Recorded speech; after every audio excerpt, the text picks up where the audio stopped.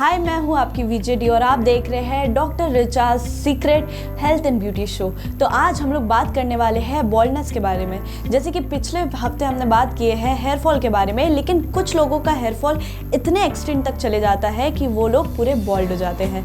तो मैम, ऐसा क्यों होता है कि हेयर फॉल बाल्डनेस में रिजल्ट करता है और इतने ज़्यादा हेयर फॉल कैसे हो जाता है? जब हमारा हेयर फॉल स्टार्ट होते हैं और स्टार्टिंग फेज एक ऐसा होता है जिस फेज में यदि हम प्रॉपर हेयर ट्रीटमेंट ले लेते हैं तो ये माना जाता है कि हम हेयर फॉल को स्टॉप कर सकते हैं, थिनिंग ऑफ हेयर को रीग्रोथ कर सकते हैं। और अक्सर ये देखते हैं कि जैसे जैसे हमारा हेयर फॉल बढ़ता चला जाता है तो एक स्टेज आ जाती है जिसको हम बोलते हैं एलोपेसिया। एलोपेसिया ग्रेड 1 से ग्रेड 8 तक होता है। लैक ऑफ विटामिन्स एक बहुत बड़ा रीजन है।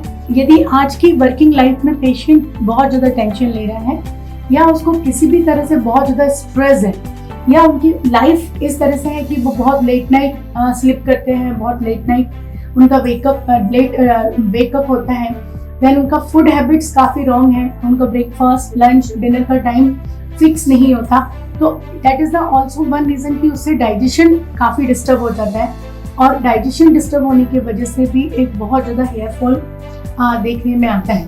थर्ड, यदि मैं मानूं कि अनुवांशिक जिनको बोलते हैं हेरिडिटिकल रीजन, कि यदि ग्रैंडफादर को बाल्डनेस है, फादर को बाल्डनेस है, तो हमारे ब्लड में इस तरह के जीन्स होते हैं जो ऑटोमेटिक हेयर फॉल हो जाता है। जैसे कि लोगों के दिमाग में एक मिथ था कि सिर्फ मेन जो आदमी लोग हैं वही बाल्ड हो सकते हैं, वुमेन्स नहीं हो सकती हैं, बट आजकल हम लोग दोनों किस्सों में ऐसा देख रहे हैं कि दोनों हो जाते हैं। तो क्या रीज़न होता है दोनों के बाल्ड होने का और मेन क्या डिफरेंस होता है? फीमेल्स की यदि मैं बात करती हूँ तो इसमें सबसे पहला इम्प्लीमेंटेशन में बात करती हूँ कि फीमेल्स में डबल वर्किंग लोड होता है। वो घर का भी वर्क करते हैं और अपने ऑफिस भी हैंडल करती हैं, साथ में घर में आने के बाद फिर भी वर्क करते हैं और वो अपनी न्यूट्रिशन लेवल को बिल्कुल मेंटेन नहीं करते, क्योंकि उनको घर में खाना बनाने का इतना जल्दी होता है, ऑफिस पहुंचने का जल्दी होता है, इस वजह से वो न्यूट्रिशन उनका काफी लैक हो जाता है। सेकंड, अक्सर ये देखा जाता है कि फीमेल्स में डिसीज जो है, जैसे यदि मैं बात करूँ कि फीमेल के अंदर हार्मोनिकल इम्बैलेंस बहुत जल्दी होता है।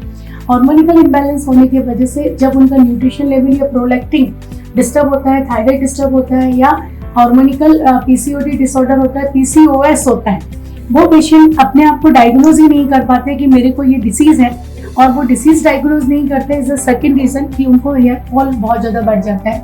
थर्ड, यदि मैं मान के चलूँ कि फीमेल कैंडिडेट में आज प्रोडक्ट इम्प्लीमेंटेशन बहुत ज़्यादा है, जिस तरह से मैंने बताया कि वो बहुत जल्दी कर्ल लगाना, बहुत जल्दी रिबॉन्डिंग कराना, बहुत जल्दी स्ट्रेटनिंग कराना, ये सारी चीज में काफ़ी केमिकल कंपोजिशन होता है। और मेंस का यदि मैं बाल्डनेस देखूं तो उसमें एक बहुत बड़ा साइंटिफिक रीजन मैं बताना चाहूंगी, क्योंकि फ्रंट वाला जो जोन होता है, हाँ स्पेशली मेंस की यदि मैं बात करती हूँ तो that is the high harmonical impact zone.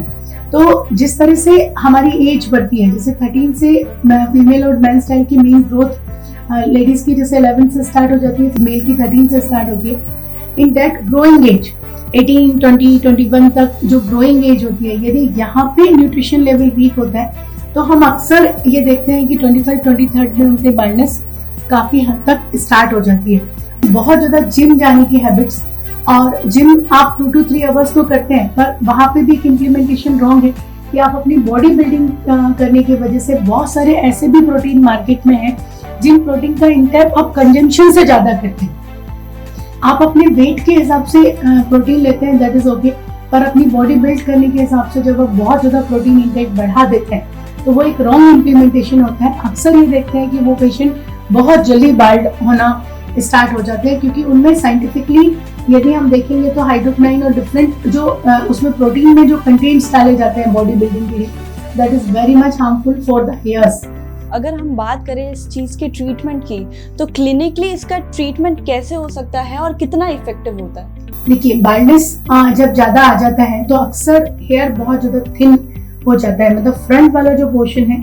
आज लेडीज में भी सेक्शन यदि आप देखते हैं तो यहाँ पूरा पोर्शन आपका मांग जो पोर्शन होता है जिसको हम सेक्शन पोर्शन बोलते हैं, वहाँ से हेयर काफ़ी कम हो जाते हैं। इसी तरह से यदि हम मेंस की बात करते हैं तो इतना पूरा एरिया जो है सेंटर ऑफ लोकेटेड, आप देखिए कि पीछे पूरा घना बाल होता है, सामने हेयर ही नहीं होता और बीच में काफी थिन हेयर हो जाता है। इन दैट कंडीशन यदि हम ये चाहेंगे कि इस प्रोडक्ट इससे हम केवल होम केयर करके इसको ट्रीट करें, तो होम केयर में आप न्यूट्रिशन प्रॉपर आपको डाइट में लेना होता है। देन कुछ हेयर ग्रोथ टॉनिक्स होते हैं जो हम लोग बहुत अच्छे से सजेस्ट करते हैं अकॉर्डिंग टू हेयर, वो बहुत इंपॉर्टेंट होता है यदि हम उसको रेगुलर लगाएं। और क्लिनिकली यदि मैं बात करूं तो इसमें इट्स अ वेरी इफेक्टिव कि हम यूनिट में हमारे पास स्पेशल एक म्यूजोथेरेपी होती है, उसके साथ हेयर पेप्टाइड्स होते हैं। जब वो हेयर पेप्टाइड्स हम उस म्यूजो के से स्कैल्प के अंदर पेनिट्रेट करते हैं, तब ये देखा जाता है कि हेयर में मल्टीपल डेप्थ रैप्चर कट लग जाते हैं। जब वो कट्स होते हैं और उसके साथ वो पेप्टाइड्स हमारे हेयर के अंदर पेनिट्रेट होता है, तब ये देखते हैं कि हेयर जो ऑब्स्ट्रक्ट हो गया, मतलब ग्रोथ बीच में लॉक हो गई, वो ग्रोथ वहां से कट होता है and it will be the regrowth the hair. Second, इसी तरह से यदि मैं बात करूं कि डेप्थ पे जाके हेयर को ग्रोथ करना है, तो हमारे पास लेजर टेक्नोलॉजी होती है। लेजर एक ऐसा टेक्निक है जो मेरा सेल्फ रिसर्च है।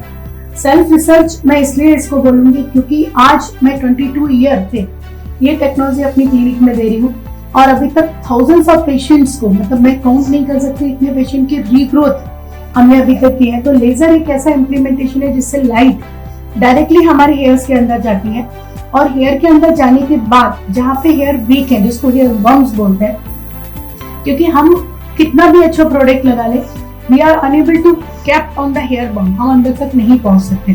पर लाइट का पावर आपको भी नॉलेज है, जिस तरह से आज सन हमसे 3,00,000 किलोमीटर दूर है, पर एवरीडे हम मॉर्निंग कब फील करते हैं, हम वेकअप कब होते हैं, जब सनलाइट हमारे विंडोज में आती है। That is the same thing कि लाइट का जो पावर है, लाइट हमारे हेयर्स में जैसे हम लेजर्स देते हैं तो लाइट इंटरनल जाता है, इंटरनल लाइट जाके हेयर बम्स को एक्टिव करता है and it will be the regrowth. तब हम देखते हैं कि लैक्स ऑफ रूट्स हमारी रीग्रोथ होना स्टार्ट हो जाती है and it's very effective treatment. तो मैम, हमने मेडिकली और क्लिनिकली ये टर्म बहुत सुना है PRP, जो कि बॉल्डनेस और हेयर फॉल के लिए यूज होता है।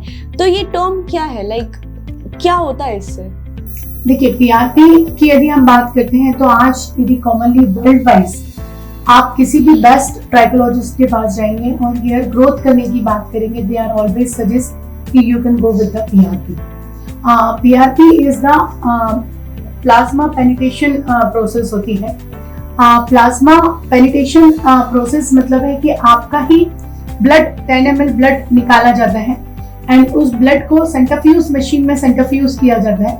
सेंट्रीफ्यूज करने के बाद में रेड ब्लड सेल्स जो हैं वो डिफरेंशिएट हो जाते हैं, तो प्लाज्मा इज अ डिफरेंट। तो प्लाज्मा को again we have to make in the vials, हम उसमें रेड ब्लड सेल्स को थ्रो कर देते हैं और प्लाज्मा को पेनिट्रेशन निडल्स में लेते हैं, इंसुलिन सीरियल्स में लेते हैं और आपके ही स्कल्प में जहाँ जहाँ हेयर लैक है वहाँ पे रूट्स में वो पेनिट्रेशन कर दिया जाता है। तो उससे बेनिफिट ये होता है कि इंटरनल जो हमारे हेयर वीक हुए हैं, इंटरनल जो ग्रोथ हमारी एक्टिव नहीं हो रही है, तो that is the regrowth of activation process. तो उससे बहुत अच्छा इम्पैक्ट आता है। तो एक बहुत अच्छा ट्रीटमेंट है जो हम लोग आफ्टर ट्रांसप्लांटेशन की देते हैं। और मैम, इसी के साथ अगर हम लोग लेज़र ट्रीटमेंट की बात की जाए तो लेज़र रीग्रोथ ट्रीटमेंट जो होता है वो बेसिकली क्या होता है और वो कितना इफेक्टिव होता है, उसके कोई साइड इफेक्ट्स होते हैं या फिर? देखिए, laser hair regrowth treatment is a very effective process, क्योंकि आज यदि हम हेयर रूट्स पे बात करें और इंटरनल रूट्स पे बात करें तो लेजर हेयर रीग्रोथ ट्रीटमेंट से आज तक मैंने, जैसे अभी मैंने बताया कि थाउजेंड्स ऑफ पेशेंट्स को मैंने ट्रीट किया, तो लेजर हेयर रीग्रोथ ट्रीटमेंट एक ऐसी प्रोसीजर है जिससे हम यदि बाल होने चाह रहे हैं और यदि हमने लेजर लेना स्टार्ट कर दिया, और लेजर प्रोसेस होती है वंस इन 15 डेज, 15 दिन में एक सेशन हम उसमें देते हैं। That is in combination with the meso, combination of the laser eyebrow technology, combinations of the different technology. जब साइड बाय साइड हम लेजर देते हैं तो लेजर देने से हम वो हेयर्स को प्रोटेक्ट कर सकते हैं जो आगे बाल होने वाले हैं। लेजर लेने से जो हमारे एक्सेसिव बाल, मतलब अभी करंट हमारे जो बाल बचे हुए हैं, उनको भी हम प्रोटेक्ट कर सकते हैं। और एक सेकंड सबसे बड़ा बात है लेजर हेयर रीग्रोथ ट्रीटमेंट से कि आगे 10 ईयर भी आप बाल नहीं होंगे, वो आप प्रोटेक्ट कर सकते हैं। Thank you so much ma'am. आज हमने बात की बाल्डनेस के ऊपर और ऐसे ही कई सारे टॉपिक्स पे हम बात करेंगे, आप तक लाते रहेंगे। अगर आप भी इस प्रॉब्लम से जूझ रहे हैं तो अभी भी देर नहीं हुई, आप अभी भी आ सकते हैं डॉक्टर ऋचा की क्लिनिक में। और तब तक के लिए हमारे साथ जुड़े रहिए UCN पे।